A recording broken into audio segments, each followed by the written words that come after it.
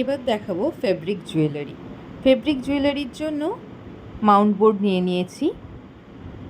Mount বোর্ডটাকে একটা স্ট্রাকচারে কেটে নেব। আমি এখানে রেক্ট্যাঙ্গেল শেপে কেটে নেব। আপনারা গোলও কাটতে পারেন, ত্রিকোণও কাটতে পারেন, অনেক রকম যেমন আপনি ডিজাইন বানাবেন সেই রকমভাবে এটাকে কাটতে হবে। আমি এখানে রেক্ট্যাঙ্গেল শেপে কেটে নেব।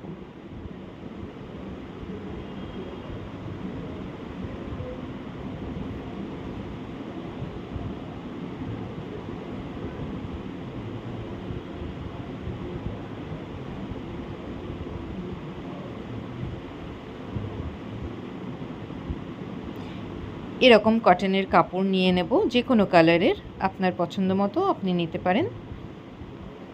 এরপর সাইডে সামান্য কাপড় রেখে কাগজের শেপটাতে কেটে নেব।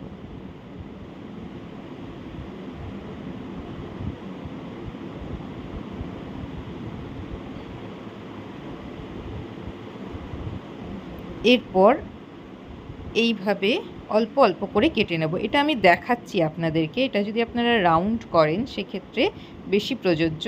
রাউন্ড করলে এটা অবশ্যই করে নিতে হবে এরকমভাবে অল্প অল্প অল্প অল্প করে কেটে তারপরে মুড়তে হবে। কিন্তু স্কোয়ারের ক্ষেত্রে সেটা অসুবিধা হয় না। স্কোয়ার বা রেক্ট্যাঙ্গেলের ক্ষেত্রে এরকম না কাটলেও চলবে।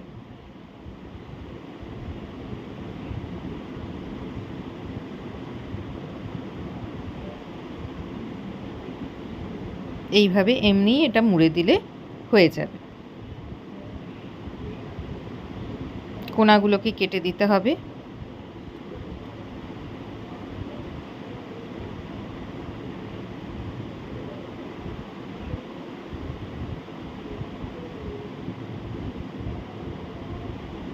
সব ধারগুলোকে এভাবেই মুড়ে দেব।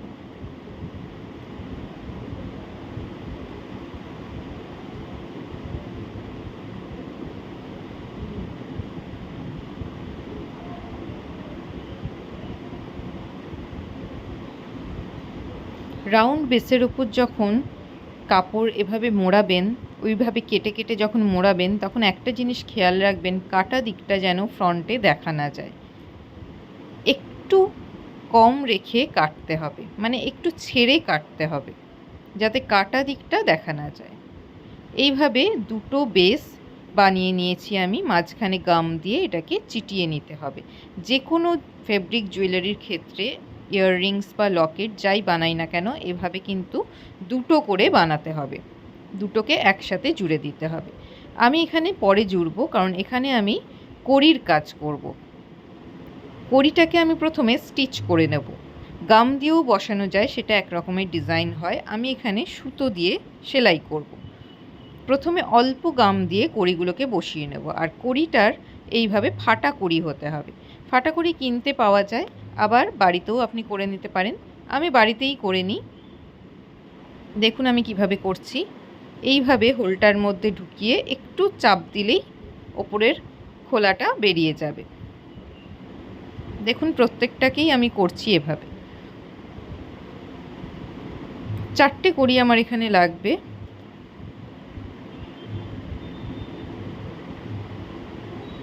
আবার ওই সাইডেও 4টে দেব। অল্প একটু গাম দিয়ে দেব যাতে সেলাই করার সময় কড়িটা সরে না যায়। খুব সামান্য গামটা দেব।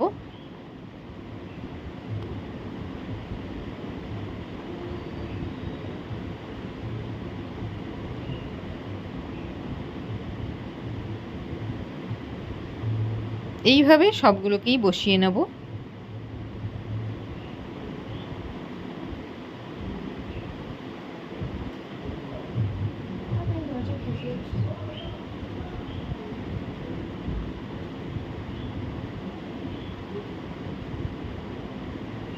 বাকিগুলো একইভাবে বসিয়ে নেব।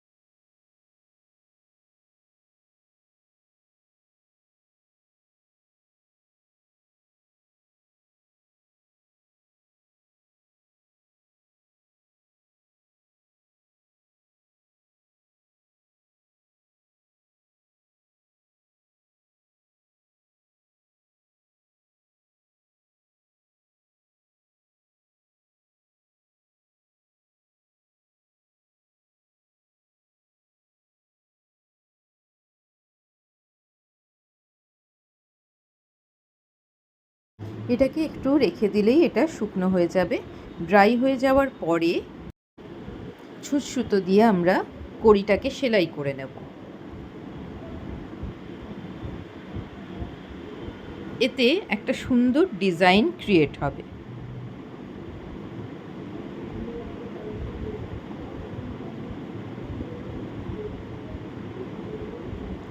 সেলাইটা এমনভাবে করব যাতে এক্সট্রা সুতো দেখা না যায়, মানে একটু কড়ির পেছন দিক করে শুরু করব।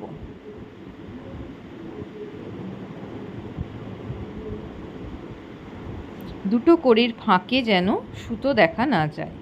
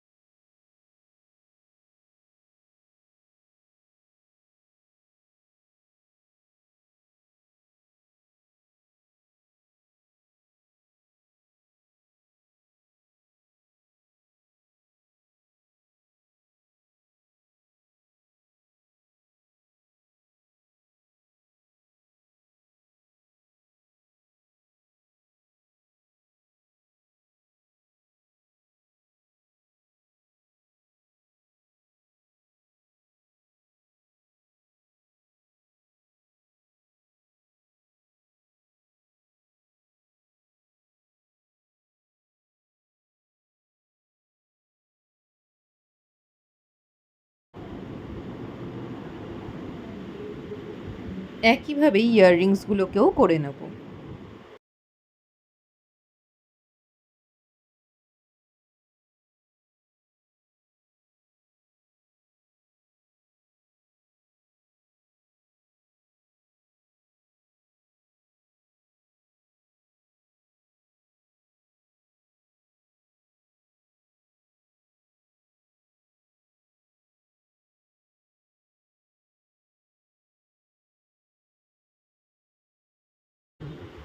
হয়ে যাওয়ার পরে এরপর ব্যাক সাইডে ভালো করে গাম দিয়ে আরেকটা যে বেস বানিয়ে রেখেছিলাম সেটাকে এর ওপর লাগিয়ে দেব। ইয়াররিংসও একইভাবে করব। গামটা একটু বেশি পরিমাণে লাগাতে হবে।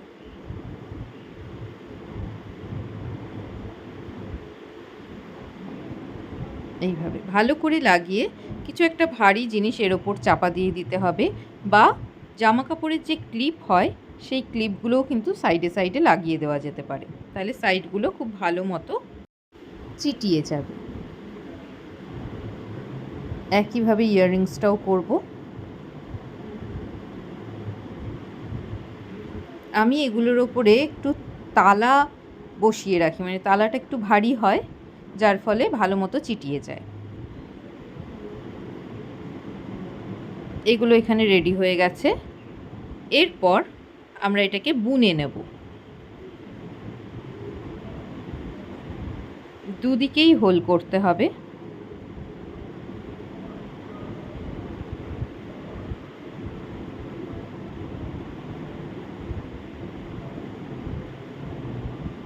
এরপর আমরা এই ওয়্যারটার সাহায্যে বুনবো। এটাকে বলে টাইগার ওয়্যার।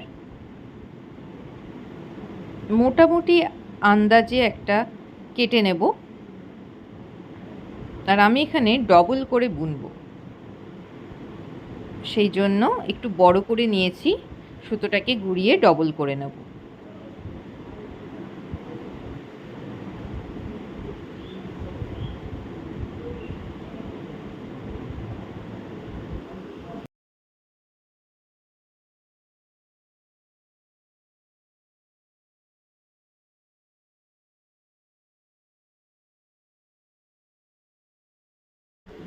এবার এই হোলটার মধ্যে দিয়ে টাইগার ওয়্যারটা ঢুকিয়ে নিতে হবে। এইভাবে আমি এটাকে ডবল করে নিলাম। এরপর রেড, ব্ল্যাক আর কড়ি দিয়ে আমি পুরো জুয়েলারিটা কমপ্লিট করব।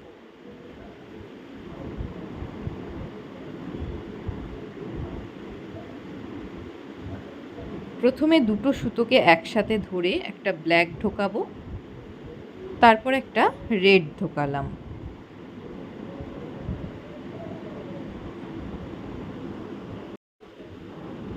এরপরে দুটো সুতোকে আলাদা করে নেব, আলাদা করে নিয়ে এতে কড়ি ঢোকাবো।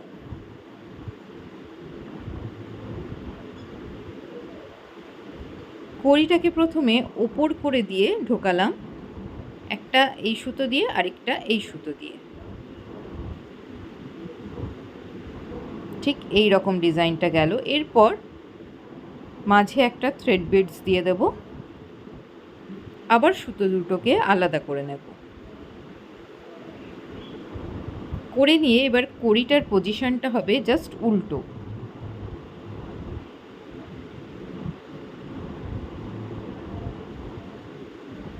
এই ডিজাইনটা ঠিক এই রকম দেখতে হবে, পুরোটা এইভাবেই বুনবো।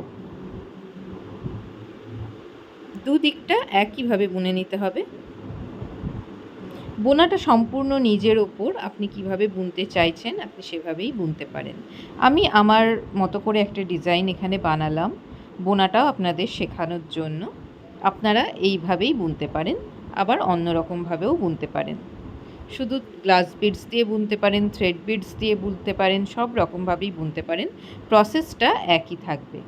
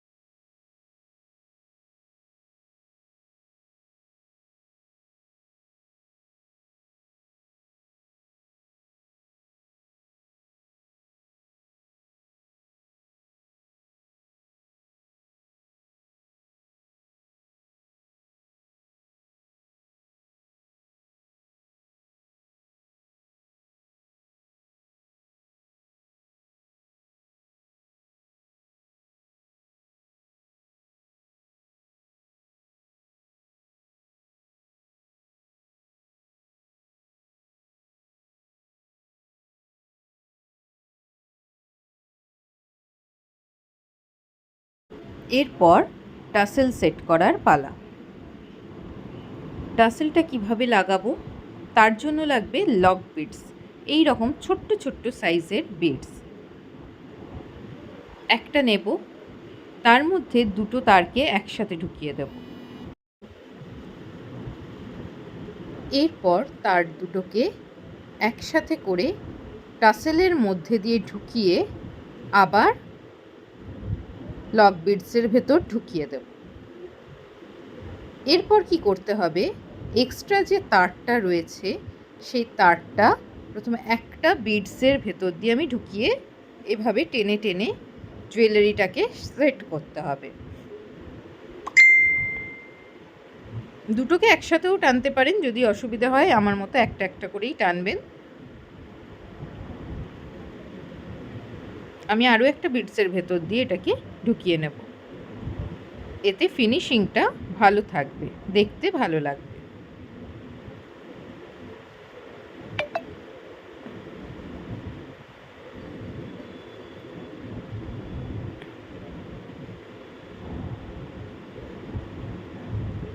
এরপরে একটু ফাঁক করে দেখে নিতে হবে লক বিটসটা কোন জায়গায় আছে। এই টুলসটার মাধ্যমে লক বিটসটাকে ভালো করে চেপে দিতে হবে, খুব ভালো করে চেপে দেব। লক বিটসটা একদম চ্যাপ্টা হয়ে যাবে। এরপর এক্সট্রাটা কেটে দেব। কোথাও কোনো তার কিন্তু দেখা যাচ্ছে না। এবার সেম প্রসেসে আরেকটা দিকও বুনে নেব।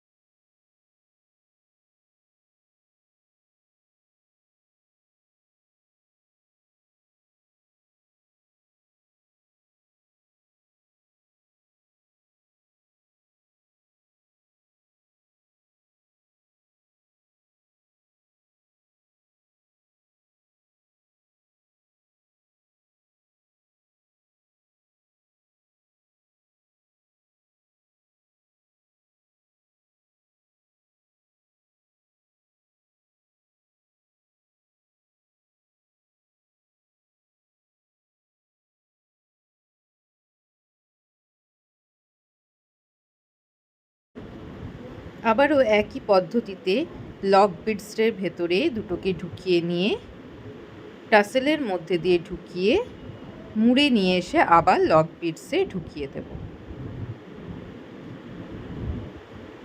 আমি এরপরে একেবারে দুটোর মধ্যে দিয়েই এক্সট্রা তারটাকে ঢুকিয়ে নিয়েছি।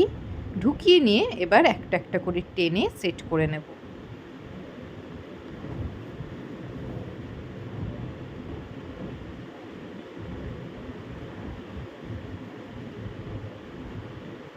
একদম টাসেলের মুখ পর্যন্ত বিডসগুলো চলে এসেছে।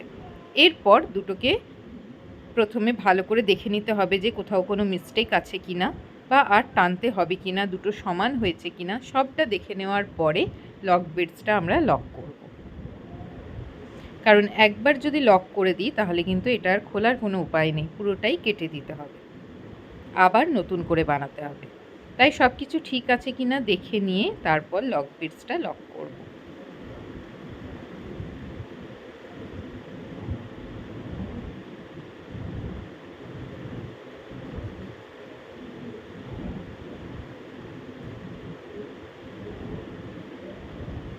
ব্যাস লক হয়ে গেছে। এরপর এক্সট্রাটা কেটে দিতে হবে। একদম রেডি হয়ে গেছে।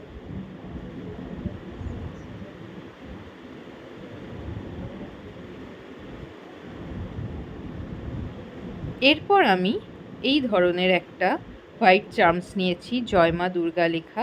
এটাকে গামের সাহায্যে লাগিয়ে নেব। আর যদি আপনাদের মনে হয় যে না গামের সাহায্যে লাগাবো না, যদি কোথাও পড়ে যায় বা খুলে যায়, সেক্ষেত্রে আপনি এটাকে স্টিচ করে নিতে পারেন। যখন কড়িটা স্টিচ করেছি সেই সময়ে এটাকে লাল রঙের সুতো দিয়ে স্টিচ করে নিতে পারেন। এরপর এই গামের সাহায্যে, ফেভিক্রিল গামের সাহায্যে এটাকে লাগিয়ে নেব।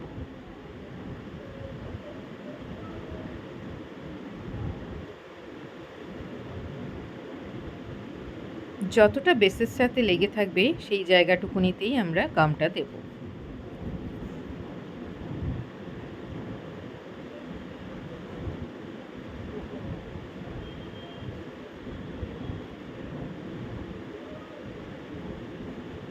এটাকে এইভাবেই ছেড়ে দিতে হবে। ভালো করে ড্রাই হয়ে গেলে কিন্তু এটা আর খুলে পড়বে না। তবে সেফটির জন্য আপনারা সেলাই করে দিতে পারেন। এরপর এতে ইয়ার হুক লাগানোর পালা।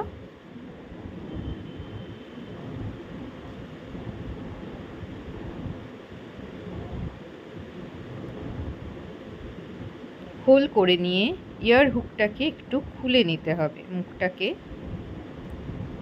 এইভাবে ফাঁক করে নেব। ফাঁক করে নিয়ে ঢুকিয়ে নিয়ে আবার এটাকে মুড়ে দেব।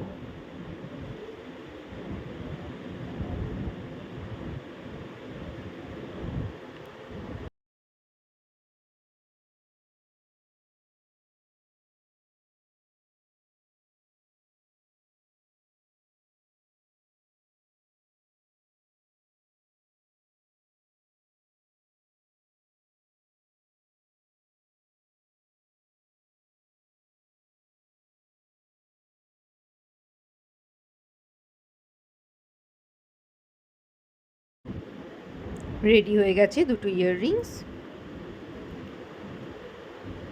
এই যে তিনটে টুলস আমি দেখালাম, এগুলো যে কোনো জুয়েলারি বানাতেই কিন্তু আমাদের কাজে লাগবে। এই টুলসগুলো কেনা খুব দরকার।